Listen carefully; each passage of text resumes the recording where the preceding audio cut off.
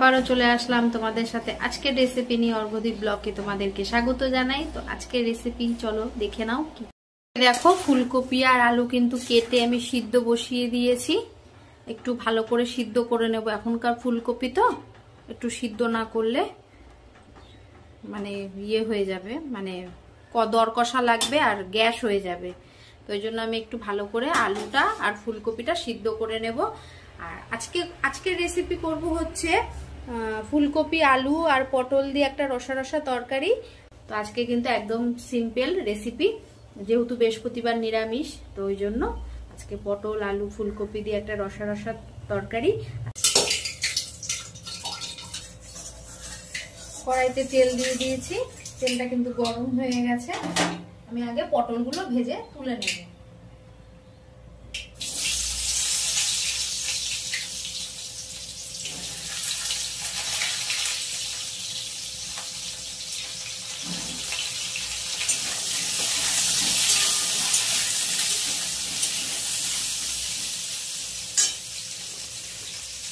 দিয়ে দেবো হলুদ,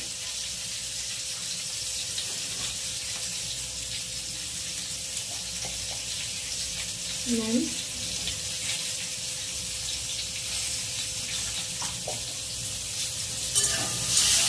পটলগুলো একটু লাল লাল করে ভেজে তুলে নেব।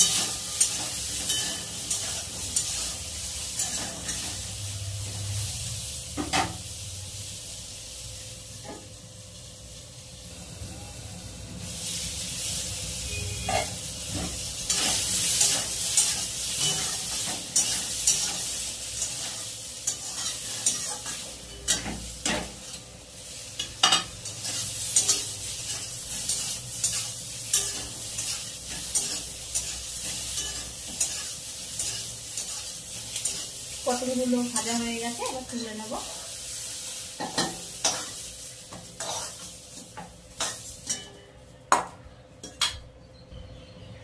কড়াইতে তেল দিয়ে দিয়েছি, ফুলকপিটা ভেজে নেব।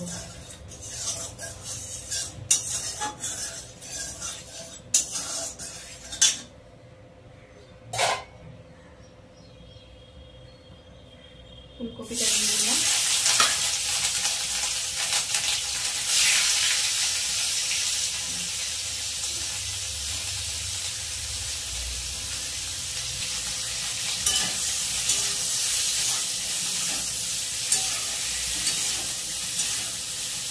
ফুলকপিটা একটু হলুদ দিয়ে ভেজে নেব।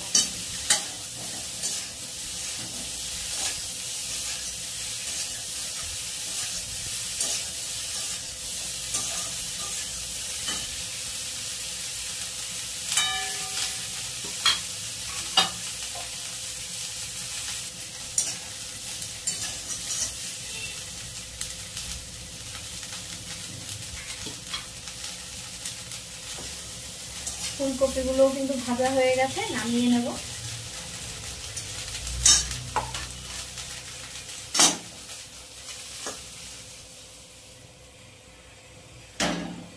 কড়াইটা আবার বসিয়ে দিলাম। কড়াইয়ের মধ্যে তেল দিয়ে দেবো। কড়াইতে তেল দিয়ে দিয়েছি, তেলের মধ্যে দিয়ে দেবো জিরে,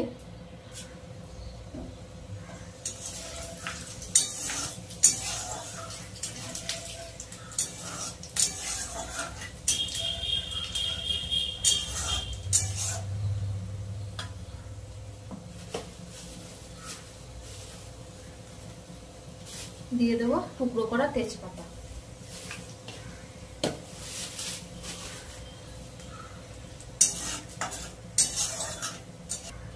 দিয়ে দেবো সিদ্ধ করা আলু,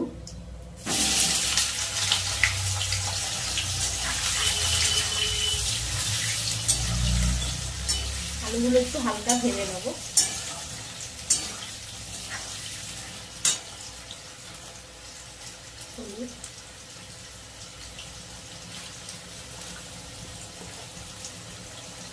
নুন,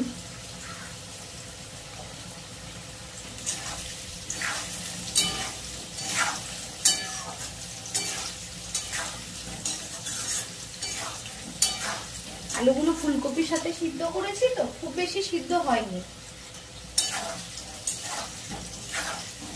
মিডিয়াম সিদ্ধ হয়েছে, মানে ওই এই দেখো হয়তো 50 ভাগ সিদ্ধ হয়েছে, আর 50 ভাগ মশলা দিয়ে কষিয়েই সিদ্ধ করে নেব।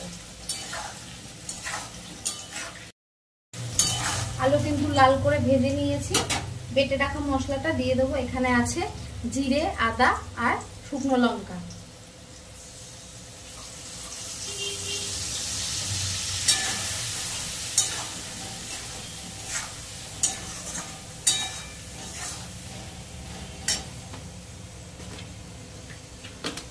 দিয়ে দেবো একটু হলুদ। আলু ভাজার সময় তো হলুদ দিয়েছি, এখন অল্প পরিমাণে দেব। তার সাথে দিয়ে দেবো নুন স্বাদ মতন।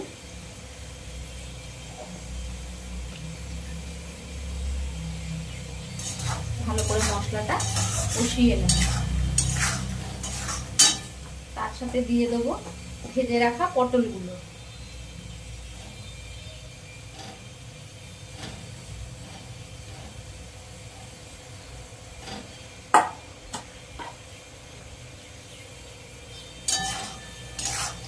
আলু আর পটল মশলা দিয়ে ভালো করে কষিয়ে নেব।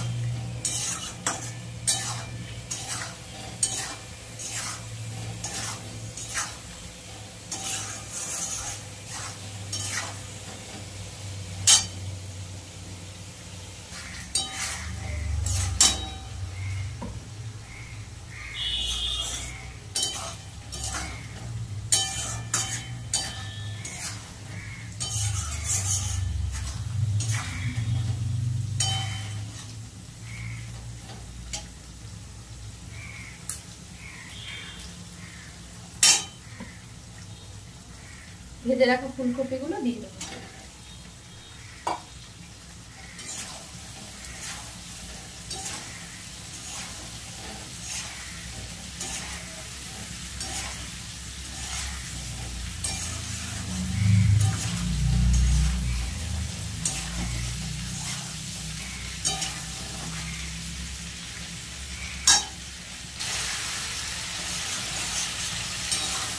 মশলা কিন্তু ভালো করে কষে গেছে।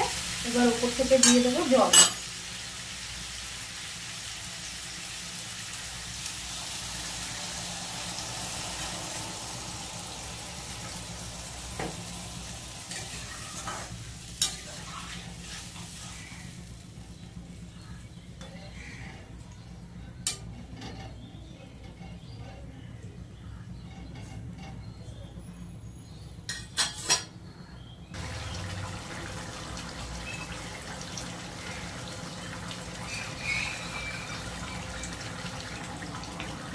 দিয়ে দেবো গরম মশলা।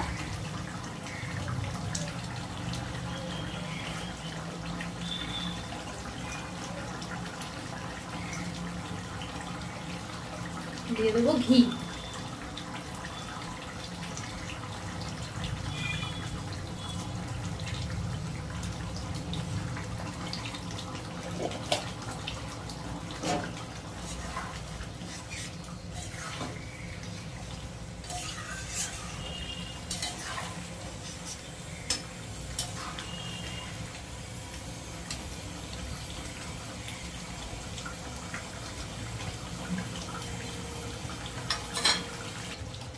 আলু ফুলকপি পটলের রসা রেডি। এবার নামিয়ে নেব।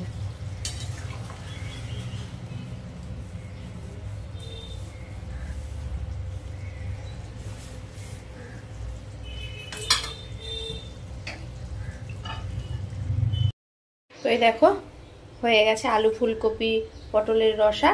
তো আজকের রেসিপিটা কেমন হয়েছে অবশ্যই কমেন্ট করে জানিও। ভালো লাগলে লাইক কমেন্ট শেয়ার করো, আর আমার চ্যানেলটাকে সাবস্ক্রাইব করো। আমার চ্যানেলের নাম হচ্ছে অর্ঘদীপ বসা। তো আজকের মতন টাটা।